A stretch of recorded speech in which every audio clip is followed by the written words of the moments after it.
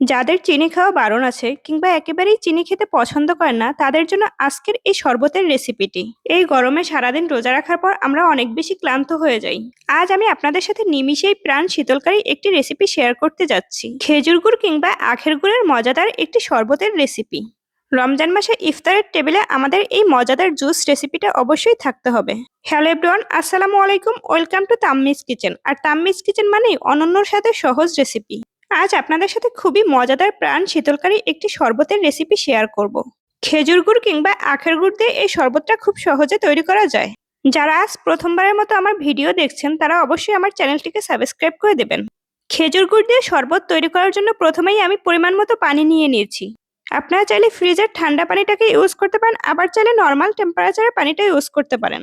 শরবত তৈরির জন্য এখানে আমি হাফ লিটার পানি ইউজ করছি, সেই সাথে 1 কাপ পরিমাণ খেজুর গুড়, সাথে নিয়েছি একটা লেবু স্লাইস করে। খেজুর গুড় দিয়ে তৈরি এই শরবতটা খেতে অনেক বেশি মজার, সেই সাথে অনেক বেশি উপকারী। এই পর্যায়ে আমি লেবুগুলোর রসগুলোকে চিপে দিয়ে দিচ্ছি। লেবু থেকে ভালোভাবে রসটাকে চেপে নিতে হবে। এভাবে করে আমি সম্পূর্ণ লেবু থেকে রসগুলোকে পানির মধ্যে দিয়ে দিচ্ছি। গরমের দিন তো চলে এসেছে, আর এই গরমে আমরা অনেক বেশি ডিহাইড্রেট হয়ে যাই। তাই এই গরমে আমাদের প্রচুর পানি পান করতে হবে, কিন্তু বারবার পানি পান করতে ভালো লাগে না। তাই আপনারা এভাবে শরবত তৈরি করে নিতে পারেন। সবগুলো লেবু থেকে রস দেয়া হয়ে গেলে আমি লেবুর খোসাগুলোকেও এর মধ্যে দিয়ে দিছি, এতে করে দেখতেও অনেক সুন্দর লাগবে। সেই সাথে আরেকটু এক্সট্রা ফ্লেভার অ্যাড হবে। এই পর্যায়ে আমি এখানে অ্যাড করব চিয়া সিড, তোকমা দানা এবং ইসবগুলের ভুসি। চিয়া সিড, তোকমা এবং ইসবগুল আমাদের শরীরের জন্য কতটা উপকারী সেটা আমরা নিশ্চয়ই সবাই জানি। এগুলো আমাদের হজম শক্তি বাড়ায়, রোগ প্রতিরোধ ক্ষমতা বাড়ায়। সবকিছুকে আমি খুব ভালো করে মিক্সড করে নিচ্ছি। প্রিয় দর্শক, দেখে নিশ্চয়ই বুঝতে পারছেন কালারটা কত সুন্দর এসেছে। রমজান মাসে সারাদিন রোজা রাখার পর আমরা অনেক বেশি ক্লান্ত হয়ে যাই।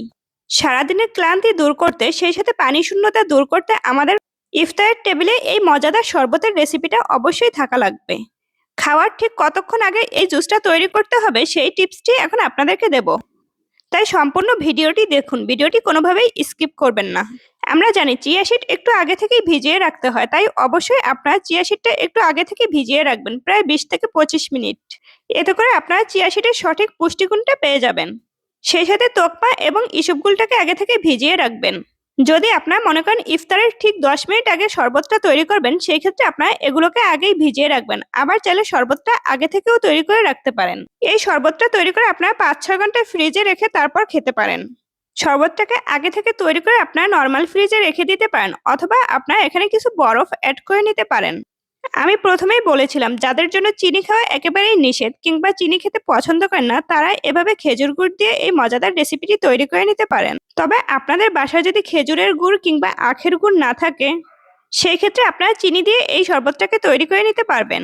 শরবতটা সম্পূর্ণ তৈরি হয়ে গেলে এর সাথে আপনারা কিছু পুদিনা পাতা অ্যাড করতে পারেন। আমার আজকের এই রেসিপিটি আপনাদের কেমন লাগছে অবশ্যই কমেন্ট বক্সে এসে জানাবেন। আমার চ্যানেলে এরকম অনেক সহজ সহজ রেসিপি শেয়ার করা আছে, সেগুলো আপনারা দেখে আসবেন। স্পেশাল ফালুদার রেসিপিটি দেখতে কিন্তু ভুলবেন না। আজ এই পর্যন্তই, ভালো থাকবেন। দেখা হবে অন্য কোনো দিন নতুন কোনো রেসিপি নিয়ে। আর হ্যাঁ, এই রমজানে ইফতারিতে আপনারা অবশ্যই একদিন হলেও এই রেসিপিটি তৈরি করবেন। আপনাদের বাসায় যদি কোনো বাচ্চা থাকে, বাচ্চারা যদি পানি খেতে পছন্দ না করে, তাহলে তাদেরকেও এভাবে শরবত বানিয়ে দিতে পারেন। বিশেষ করে গরমের দিনে আমাদের জন্য উপকারী একটি পানীয় হচ্ছে খেজুর গুড়ের শরবত। সম্পূর্ণ ভিডিওটি দেখে একটি কমেন্টস করে দেবেন। আমি আবারও বলছি, আমার চ্যানেলটিকে অবশ্যই সাবস্ক্রাইব করে দেবেন। ধন্যবাদ, ভালো থাকবেন, আল্লাহ হাফেজ।